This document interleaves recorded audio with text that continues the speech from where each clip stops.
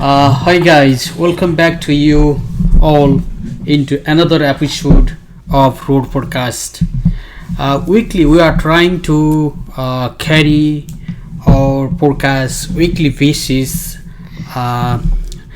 Sometimes we miss. हामीले अघिल्लो हप्ता र त्योभन्दा अगाडिको हप्ता यो book the hidden roots of white सुप्रिमेसीसँग सम्बन्धित रहेर प्रिन्सले यसमाथि आफ्नो एनालाइसिस राखेका छन्। आज सम्भवतः यो बुकको लास्ट एपिसोड हुनसक्छ र थर्ड एपिसोड यो बुकसँग रिलेटेड हामी यो बुकसँग रिलेटेड छलफल गर्दैछौँ। The hidden roots of white supremacy and the path to a shared American future, writer Robert J Jones, author of the white too long भन्ने यो बुकको चाहिँ नि तल सब टाइटल लेखेको छ। योसँग रिलेटेड दुईवटा चाहिँ नि episode already we published, we recorded. Today the last episode we are going to cover it. प्रिन्सले यो बुकसँग रिलेटेड अरू बाँकी कुराहरू क्यारी अन गर्नेछन्। And mostly Prince he will speak much of the time, but sometimes I will raise some questions. Let's welcome Prince. Hey Prince, how are you? Welcome to you on the program. Okay, Dad. Yeah. How you doing? Yeah, good. How are you? Good. Yeah, are you ready to talk about this book today? Yes. Because last time we talked about this book's 2 episodes, and that's probably the last episodes for today. Okay, yes. Let's carry on, continue where we were, and then from that to point and the ending and little summary of that books and conclusion, and then we cover off. Well, now this is after the Tulsa Race Massacre, okay? Mm-hmm. This happens before the Tulsa Race Massacre, this event, this specific event. Mm-hmm. Basically, this event we're going to be talking about are the lynchings of Delta. The lynchings of Delta, Minnesota. Oh, Minnesota. Minnesota is a really cold state. It's the coldest state in the U.S. It's near the Canadian border. Mm-hmm. Okay? And stereotypically, people think that most racism happens in the South, but also racism happened in the North, okay? Mm-hmm. In places like Minnesota. Minnesota used to be the home of a Dakota tribe. Dakota tribe. Yeah, the Dakota tribes. Yeah. South Dakota and North Dakota were named after the Dakota tribe because after they got deported or like basically thrown out of Minnesota, they had to move to like the area around North and South Dakota. Mm-hmm. So basically, the Dakota tribe was made out of like had different variations, okay? Mm-hmm. And one thing that was common was that, like, you know, the Dakotas were in a certain alliance, but like all of it was going to change when 2 men, one was a Democrat and the other one was a Republican, decided to carve up Minnesota for their own business gains. Mm-hmm. What they basically said is that, here, the Dakotas, you can go give us this much land, like a lot of land, we'll send you onto reservations. On the reservations, which the Native Americans deemed were fair, that they would be given food and supplies and all that, and they wouldn't be interfered with. Mm-hmm. But what happened was that one Republican, one Democrat, what they did is that the Dakotas, they never got any of our money. Oh. They got none of our money. When they went onto the reservation, they got no food, Mm-hmm. no money at all. And the Dakotas were like, you know, right now, because they were on the reservations, they weren't, because most Native American tribes would follow, like they were like hunter-gatherers, right? Mm-hmm. And would follow food because they'd just given up the hunter-gatherer thing, trusting the Americans to give them food and all that. What they basically did was basically force their entire very lives on the Americans. And what the Americans did was that white Americans, what they did was, but they gave zero food, zero money. And what they did, they wanted a war with the Dakota. And because the Dakota were told not to get out of the reservations, the Dakota was starving there and all that. And to top it all off, white settlers decided to encroach into Native American territories. White settlers decided to go into the Dakota reservation and start making settlements there. Oh. And the Dakota tried to tell the American government that this is our reservation, we can be here. But the American government said we can't do anything against our own white American people. Oh. And because of that, the Dakota were forced onto land that they had to now share with white Americans, and probably would only have the least amount of land, the least valuable, and they were getting no food subsidies or any money. And look, the amount of money we're supposed to get was a lot, but most of the money went into the hands of those two people who organized this entire thing. Them and a couple other people who were trying to absolutely destroy the Dakota and send them off of Minnesota. Oh. One Republican and one Democrat, as well as a group of people, received all the money, as they were the ones who were supposed to give the money to the Dakota, but they never did, and they usually kept the money for themselves. Only the leader of them. Yeah, and they kept the money for themselves. Oh. That's the funny part. And you know the food that the Dakota were meant to get? Those people, that Republican and Democrat and their followers and all that, the people who followed them and all that, they basically were the ones who were supposed to give the food and money to the Dakota. Oh. But money went into their own pockets, while the food was basically what they would say that the food was meant to go somewhere else, not to the Dakota. Oh. And whenever the Dakota pleaded for food, they would give them rotten food. Rotten fools? Yeah, rotten food. Oh, wow. Yeah.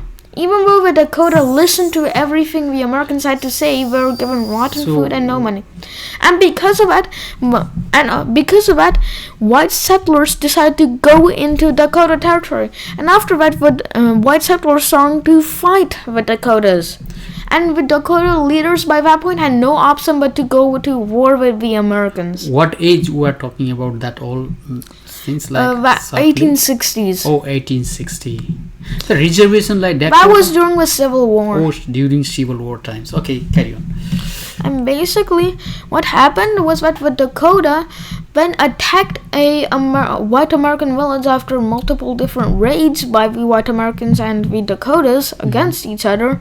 They attacked a white American settlement, and basically because of that, the U.S. said that they declared war on us, and now we're at war with them and started sending troops. But then the Dakota surrendered. Oh. And what happened was that the Dakota started fighting and all that, but they then eventually surrendered after getting defeated, because the white Americans had guns and all that, and were going against Native Americans. And the person who was up there, General Pope and all that, decided to act on his own will, and he didn't trust the orders of Lincoln and all that. Oh. Basically, what happened, Lincoln knew of this also. And what happened was that he decided to go against the orders of Lincoln. Basically, he said that these Dakotas have been unreasonable and all that, blah, blah, blah. But the funny part, you know how I told the money went into those two, Republicans and one Republican, one Democrat, and their followers' pockets and all that? Basically, because they took all the money, when the Dakotas pleaded for money, the total amount that Washington, D.C. was able to give to the Dakotas was $50. $50 for 1,000 people who were starving, hungry. Only $50? Yeah, because of corruption. Oh, no. Due to those, yeah. So how many population was there roughly on that time? 3,000, 5,000 to 10,000. Oh, how far Dakota from Washington roughly is? Like Basically, to give you a picture, you know Ohio? Next to Ohio is Illinois, right? North of next to Ohio is Wisconsin, sorry. After Wisconsin is Illinois. After Illinois, north is like Michigan and all that. North of Illinois is Minnesota. oh, Minnesota. So if you could say it, I would probably say around 800 miles. 800 miles from Washington. Yeah. Oh, it's still there. They are getting. Yes, and what happened is that when the Dakotas surrendered, basically they were under orders. Like General Pope was planning for an execution of a lot of them, okay? And what happened was that he was trying to send, that he was going to do it to Lincoln, but Lincoln said, wait, let me assess the situation here. I'm going to look into the situation and I'm going to say that if you have to execute them or not, and like all that. But before Lincoln could actually say what to do with the Dakota, to either execute them or whatever, General Pope decided to kill them himself. He didn't want to wait. Oh. He just killed them. Uh-huh. He killed 33 of them without any orders from Lincoln. He just did it. Oh. Even though Lincoln told that you have to wait for my order to either kill them or not, he decided to just kill those Dakotas. That's the president is like super. Yeah, you know, the president is usually the commander-in-chief of the Yeah. army, even though the Yeah, but the person who was in charge there, Pope, decided to just execute without following the orders of a commander-in-chief. didn't listen to the Lincoln. Yeah, he did not listen. He just killed the Dakotas. In total, he killed around from 33 to either 50 Dakotas. Oh. But they were major leaders, okay? They were major warriors and all. And because of that, the Dakotas were deported from Minnesota. Oh. Okay? Were taken away from Minnesota. And what happened was that while they were on the path to getting away from Minnesota, white mobs would come up to them, throw stones at them and all that. In one instance, a starving Native American woman who had to go through all of this, who had her newborn baby in her hands. Basically, a white woman came up to her while she was like going out of Minnesota, grabbed the baby and threw the baby to the ground. Oh. And it was a newborn baby that a Native American woman just gave birth to, okay? So bad. She just threw it to the ground and like started beating her up. And later the baby died due to those injuries when he was thrown and all that. And she was never compensated for that loss. Oh. Neither was the white woman ever given charges. Oh. The white woman who did that was never given any charges. No charges of count any crime. Oh. And the Native American woman was never compensated for her loss. And like. But now our story starts after the Dakotas were deported out of Minnesota. So Delta started growing as well as Minnesota, because after the Civil War there was a rush to the north and all that. Minnesota started growing due to the good land it was, okay? And in the midst of this, Delta was established. Delta was a small community. Delta? Dulfa. D-U-L-U-T-H. Dulufa. Is a community, is a tribe? It's not a tribe, it's a city name. Oh. It's a town. Basically, in Dulufa, I don't know how you pronounce it, Dulfa. Basically, it was a small community. It started growing as more people started moving to the northwest. From north to west? Yeah, no, to the northwest. Oh, northwest, yeah. And the north and also the west during the western hype and all that. And because of that, many people decided to go into Minnesota as well as the states that were west and northwest due to the rush that was for people looking to see land there. Lodges were established, all that. And Dulfa started growing to an even bigger community. It started becoming a bigger city in Minnesota. It started becoming one of the biggest cities in Minnesota. And it all happened on one fateful day in 1920. 1920. Yes. Got you. Basically, in 1920, a circus was going through Dulfa, a traveling circus. You know, like the circus, not the stationary circus, but ones that travel across the country. Those types of circus, and it included 8 African American performers. And not 8, I meant 11. Okay. I don't know if I'm probably wrong about how many there were, but there was around like It's more not than big. 11, Yeah. more than around like probably 20 African American performers in that circus. Okay. And he was going through Dulfa, like Minnesota, and was going to go somewhere else.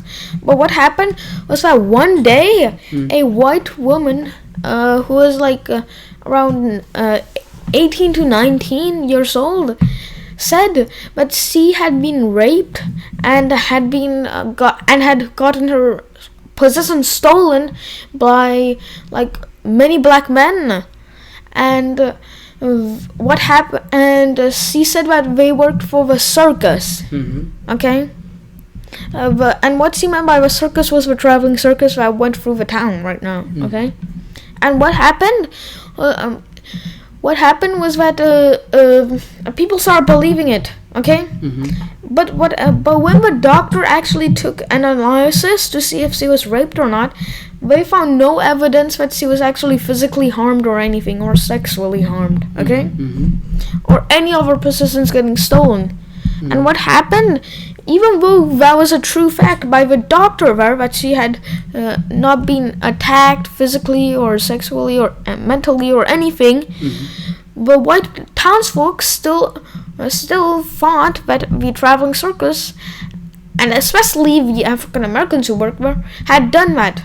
Okay, and what happened was that the police also believed it. The police. And so the police arrested the 11 people who are African American from the circus. But what happened was that a mob started to grow. You know, a mob, like a large crowd of people who are angry at something. A mob started to grow, and the mob reached 10,000 people. And what happened was that 10,000 people started marching to the Dulfa police station. And what we were doing in the Dulfa police station, they were trying to break into the Dulfa police station so they could forcefully pull out the 11 African Americans and lynch them. Lynching means killing them. Oh, they killed them. No. But what happens is that the police show up and we're on a standstill. It's a standoff. But when the mob starts getting angry, they push through, and the police do not fire on the crowd. They do not shoot the crowd. If it was a crowd of African Americans, they probably would, but it was a crowd of white Americans, so That's why they didn't do it. Yeah. They're wise. Yeah. They only tried just using, batons and trying to beat up lightly, but they just gave up quickly. So what happened is that the white American mob reached to the first person's cell, which was Elias Custler. Elias Custler. Yeah, you forgot the name of person. Let's go move forward. Yeah, Elias Custler, I think so, his name. And basically, they reached the cell first. And what they did was they pulled him out and they took him to a crowd. And they were trying to find a suitable place to hang them. Okay?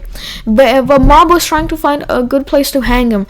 And then one person who was in the crowd was saying, like, can I get on top of the what do you call, street lamp so I can actually get a good view? And then someone in the crowd heard that and said that the street lamp will work and all that, and they got onto the street lamp and started hanging Elias Custler. I think so, that's his name. I'm probably wrong. His first name is Elias. And then when we reached the second person's cell, they grabbed a second person, Isaac McGee. Iris McGee, they got Isaac McGee, and what they did, they also took him to the telephone wire. The telephone, basically, not telephone wire, I meant like, street lamp. And they hanged him in the same place that Elias Custler was hanged. Then they reached Elmer. Elmer, I forgot his last name, okay? basically Elmer was also taken out of his cell, and he was the last one to get lynched. Okay, Mm-hmm. he was also hung on the same street lamp, Mm-hmm. and after that the police regained control. Okay, the police regained control of like the of the situation that was assessed there and all that. But they were the three main people that white girl was saying that raped her, quote unquote. Probably not. Mm-hmm. They were the three main people the crowd wanted to get. The other the remaining. But the remaining 8 African Americans weren't wanted to get lit. Like the white mob didn't want to lynch the other 8 African Americans, but they wanted to lynch those 3 specific ones, because those were the 3 ones that the white girl was like saying out. Like she was like 18 to 19. So yeah. And it was a disgrace of a show, as people throughout Delta started parading that they had lynched 3 African Americans. They were saying that these 7 people, you Southerners, should take your African Americans back, as we don't need them up here, as they cause too much trouble and all that. And everyone in Delta was celebrating that we successfully killed 3 African Americans without any remorse at all, no remorse. Mm-hmm. And they even were proud enough to even get photos. After they died, they pulled them down and started taking photos for newspapers. The Delta Tribune celebrated it as a victory and all that, called a victory, but it was also called one of the worst parts of Minnesota's history. Oh, okay. So that's all. The Minnesota. This is the all of the book. That's the final, and then summarize. So that's called the hidden roots of the white supremacy. The title of the books. Can you sum of the books like the basically? First, yeah. So Summarize. after the part of Minnesota, it talks about like modern day. Mm-hmm. Okay, Can modern you day tell white. us about the modern day, some of the Like, things? Some important things about white supremacy in the modern day is like how Obama was elected. Mm-hmm. Also, about like Donald Trump and his against African American comments sometimes, against like Obama comments, which kind of made him white, like somehow made him a racist, like some racist remarks.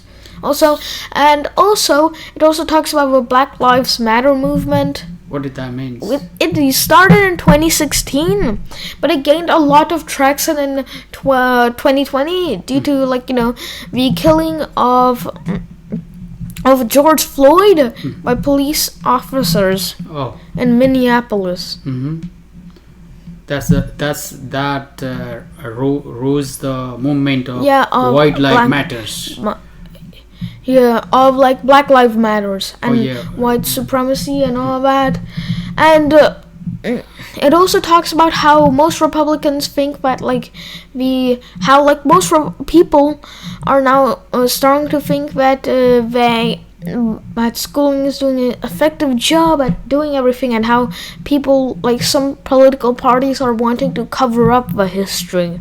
So how the in the conclusion part, how the writer summarized in closing this book's ending, how he just concluded to prove that his title, like the white supremacy, some of the brief. He describes what doctrine of discovery, how it still plays a role in society today. Doctrine of discovery, that because I'm a more advanced civilization, I found it first and all that means I'm more privileged than you and I have all the rights, well, you don't. That's the discover. What doctrine of discovery is the major factor for the white supremacy. Yeah. And that's it for today. Okay, thank you guys. This is the last episode of this book based on these books, and whatever Prince cover, this is not his view.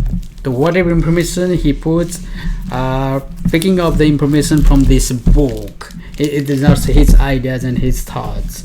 And next time we'll come with the new topics probably based on new books and other books. Until that, bye bye. Keep watching, follow us, subscribe us, share our channel, and thank you very much. Bye bye. Bye.